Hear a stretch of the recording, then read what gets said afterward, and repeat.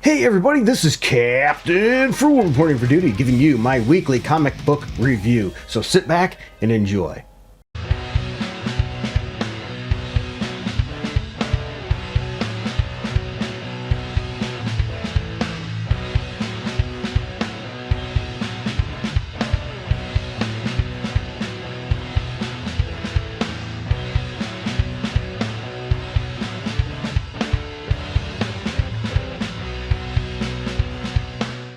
Alright everybody, for those of you that know the drill, I go over a bunch of comic books for the week that I chose to read. Now I didn't have time to read everything, so if I missed something you think I should have read, let me know in the comments below. Also, you may disagree with me on some of my choices. If that's the case, that's alright. Let me know below. Let's just try to keep it civil. My goal is to bring back the old schoolyard days, you know, where we would be in discussing what hero could beat who or what comic book was good and not. And I come armed with my trusty notes, so you'll hear the paper rattle because I do it a little bit old school. I do my grading on a scale of 0 through 10, 7 being average as a 70%. So I'm using schoolyard grading. But that's not all. I also use the League of Comics Geeks to give you other people's views as well as a brief overview of the comic book as well. So let's jump right in.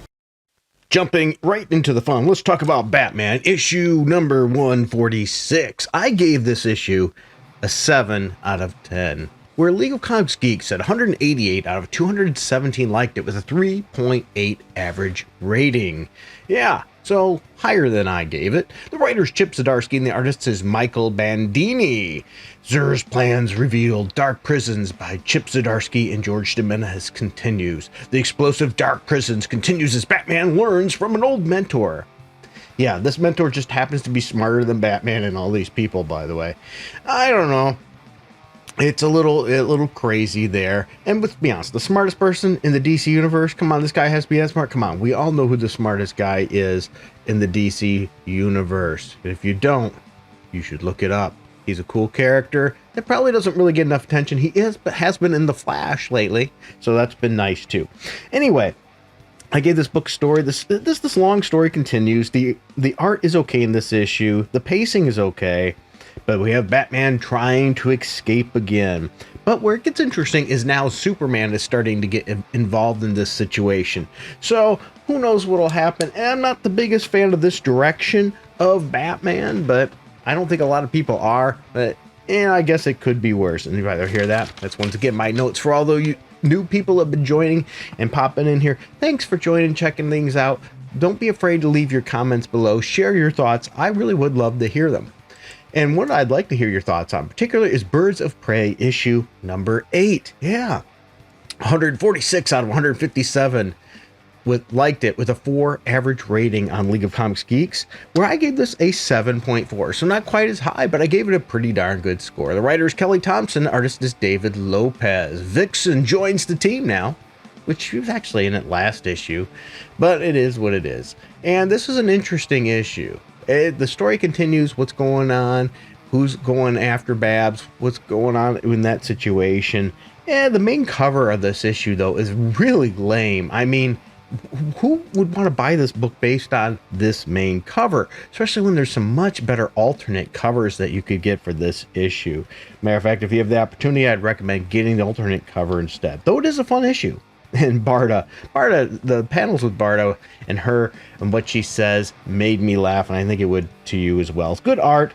You know, what can I say? I'm not a fan of the inking and coloring style of this series, but with this issue, it was pretty good, not bad. I'm enjoying it. We get some cheesecake versus some beefcake. I have been enjoying. I like the original series of Birds of Prey. We'll continue to see if this one can maybe match up to that. It's not quite as good in my opinion. It doesn't hold up as good, but it's not bad. Hey guys, today's video is sponsored by my wallet. Yeah, I'm not trying to push any kind of wallet or pimp any wallet out. What I mean is it's sponsored by my personal wallet and the cash that comes out of it to pay for these things. If you want to help with this, you can hit like, subscribe, that notification bell. Those are great ways to get started. But if you find yourself in a position where you can help the channel more, we have a Patreon and a subscribe star down below that you can click on those links. And for as little as $1 a month, you'll have special videos and things to just you, music that you can get, Or maybe if you wanted to, a one-time donation just to help out, we have a Streamlabs link down below. Or we also have, if you go to the Patreon shop, you could buy a song for like $3. I wish I could put them a little lower, but that's the minimum they allow for that. So there's lots of options. Sometimes you might even see an Amazon link. If you want to buy anything through Amazon, click on my link first, then go through there. That'll give me a couple pennies possibly that way too as well. So there's lots of ways you can help out the channel, because without you, it would not be possible. So thank you everybody, and let's get back to the video. Now, next one I want to jump to is Venom number 32. I haven't been shy on my lack of interest in this story. I don't know why I keep reading this series. To be honest, this is one I should have stopped a long time ago. But 68 out of 75 liked it on League of Comics Geeks with a 3.8 average rating, where I gave it a 7 out of 10. Al Ewing is the writer and the artist is Ken Lashley. Back to the future, in the greatest depths of space and at the end of existence. Within the flowering fauna of the symbiotic Garden of Time, some carnivorous new species has blossomed, something blood red, blah, with thorns and an appetite. Yeah, it's carnage. Who doesn't know that? I am just not a big fan of this whole Garden of Time storyline. I gave this book a 7. It's good art, but I can't get into this story. Is there any Venom fans out there that are enjoying this? I think it's okay for longtime Venom fans. But if you're a new reader and you pick this up, I don't think you're going to like it at all. So, with Venom's sort of surge in popularity recently, with the movies and things, you think they'd make the book a little more accessible to new readers, but they really didn't. It's far from it. So if you're a new reader hopping in this, I can't see how you'd want to continue reading it. I'm struggling reading it, and I know Venom inside out pretty well. I've read most of his stuff. I read the other series, with Flash Thompson and everything. It's just, this isn't quite doing it for me. The next one I want to talk about is The Avengers, issue number 12. 119 out of 123 liked it with a 4 average rating on League of Comics Geeks, compared to my grading, giving it a 7.2, slightly above average. The writer's Jed McKay, artist is Francisco Mortiar. Oh, sorry, dude, I'm just going to butcher that, so let's go on. This really does continue from Iron Man's story. The fall of X comes from Earth's mightiest heroes. The Avengers have hung in space over the Earth a sword of Damocles. Can't speak today. I probably should take a sip of my coffee here. There we go. A sword of Damocles over Orcus for too long. Coffee good. But knowing they had only one chance to strike, they waited while Iron Man prepared. Now it is signal it's time, and all the Avengers are striking fast and hard. But here's just some interesting things here. It's been a long time since we got to see 3D Man, and now he's being portrayed as a villain. He is mad at the Avengers. He just wasn't given enough attention, I guess. There's decent art in this book. There's a lot of action. Maybe 3D Man will make a better villain than he did as a hero, because in the Avengers as a hero, he just was pretty lame, to be honest with you. But maybe as a villain, he could be better. Who knows? Not a bad issue, but it's like several others. It's not a good jumping on point at this point. The story is too involved, too in-depth, which is sort of interesting, because really this still would have a bit of a pit of knowledge in getting into it if you weren't reading Iron Man or maybe the X-Men. So it sort of makes it hard for new readers to jump on. But fortunately, I've been reading Iron Man, which if you haven't, you probably should. It's been a good series. If you haven't, though, this might be a little bit hard to get into.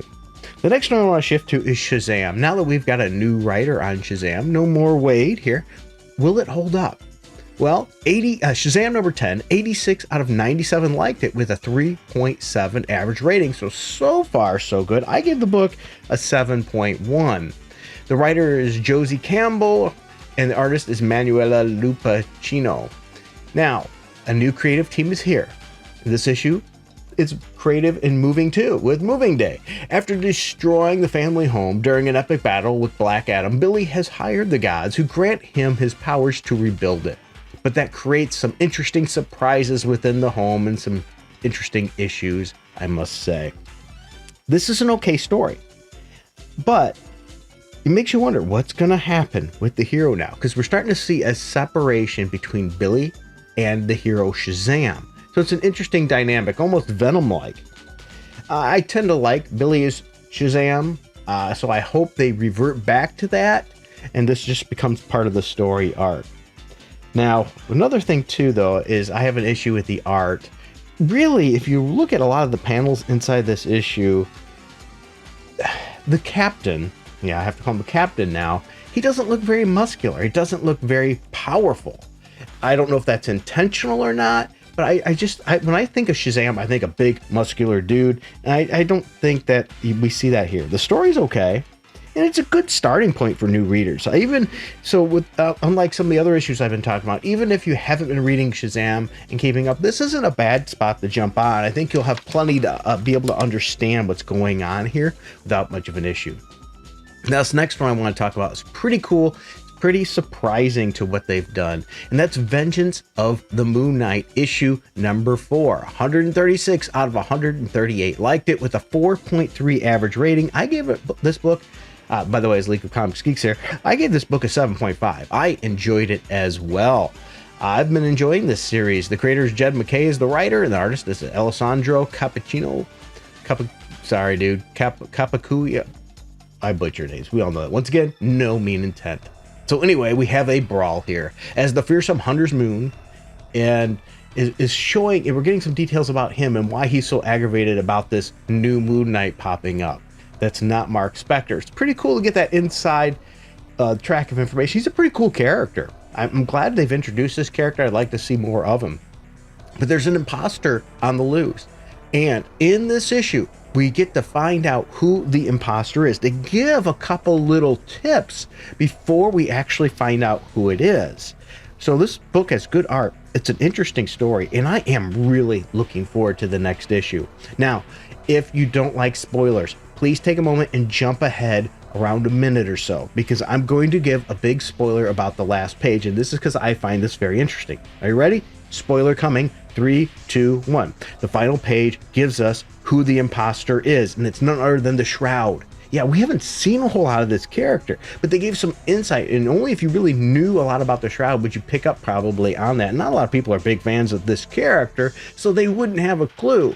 I've been fortunate to know a bit about him, and I've always found the character to be interesting. So what we got an interesting dynamic here is a connection to the West Coast Avengers. Yeah, if you are a fan of the West Coast Avengers, you read stories with this character, with Moon Knight and Tigra all together. So it's going to be an interesting dynamic here. I'm really interested to see what happens here with this character next. And I think it really was a nice touch of who is impersonating this character. And I want to know why. What's going on here? Why is this happening? Now, shifting away from that, let's talk about Deadpool number 1. It's off to a strong start with 200 out of 210 liking it with a 4.1 average rating on League of Comics Geeks.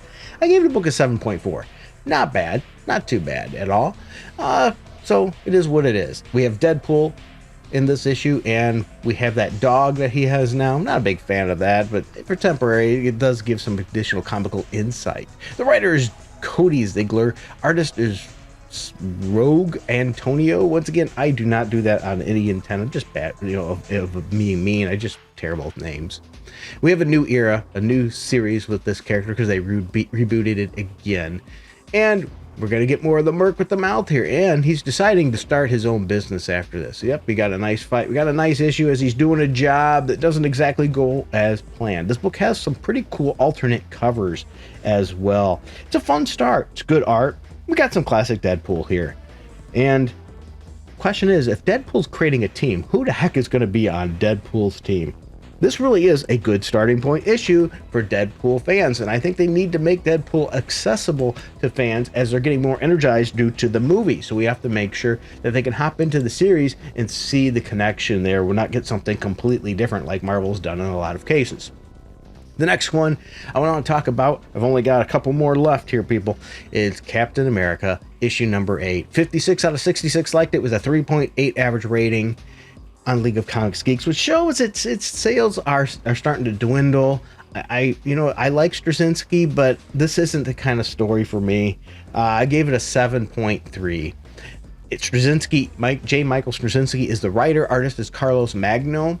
Captain America has the tools and the will to protect the front door cabaret and its strange guardian, Laura, from the onslaught of a fate worse than death. Now he just needs the strategy, but sometimes good strategy requires sacrifices to be made.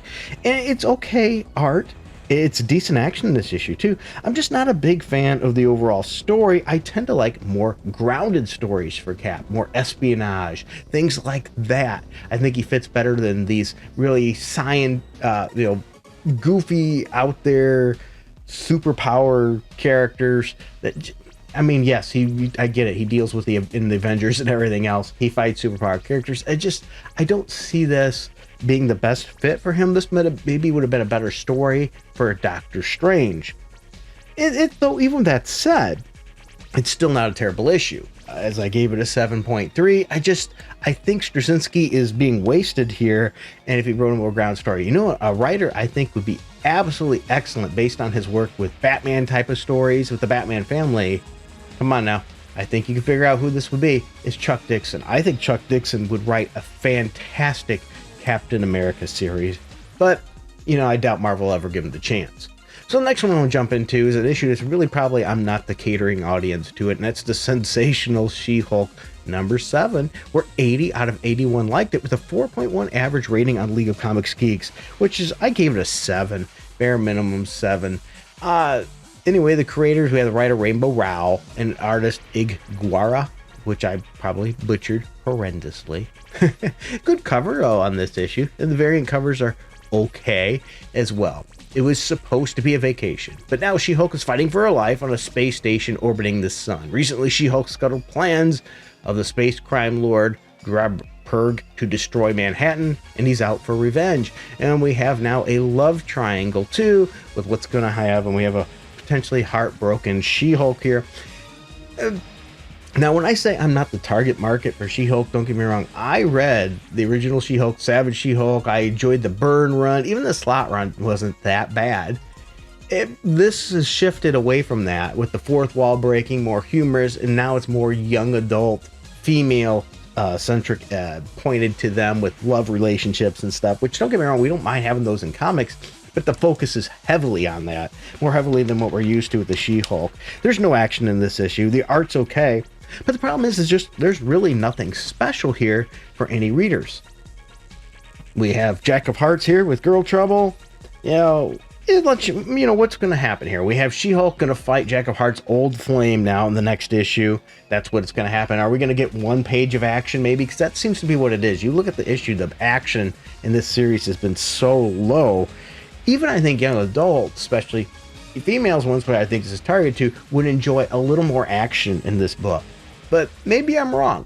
If there's any females, which I know I have a very small female population watching my videos, if any of you are watching this, do you want to see more action in this series?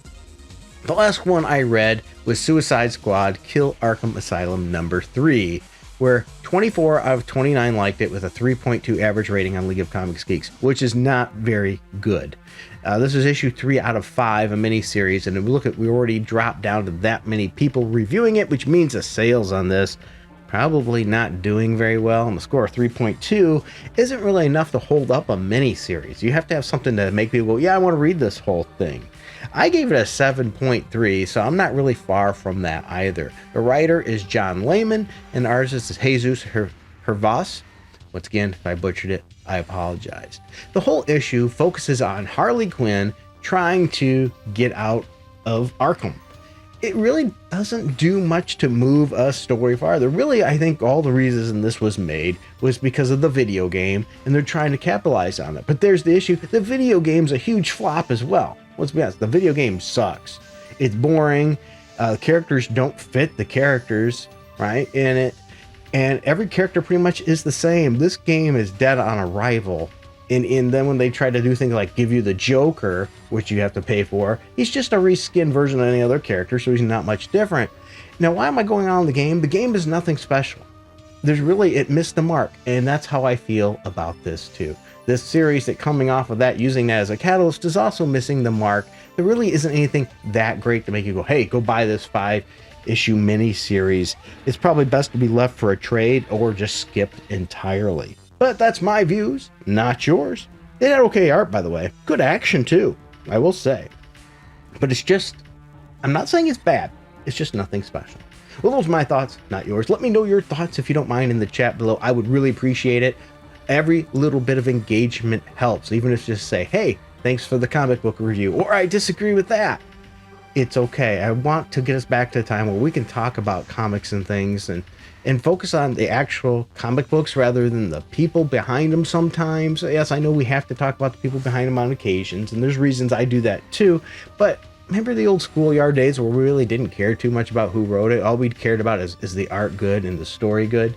Sort of fun just to talk about those things. So thank these people here because they continuously support this channel, even if they don't always agree with me, which is wonderful, which makes them even better. They are awesome people and they deserve a thank you because they keep this channel running. Thank you everybody for your time, and until next time, keep it frugal.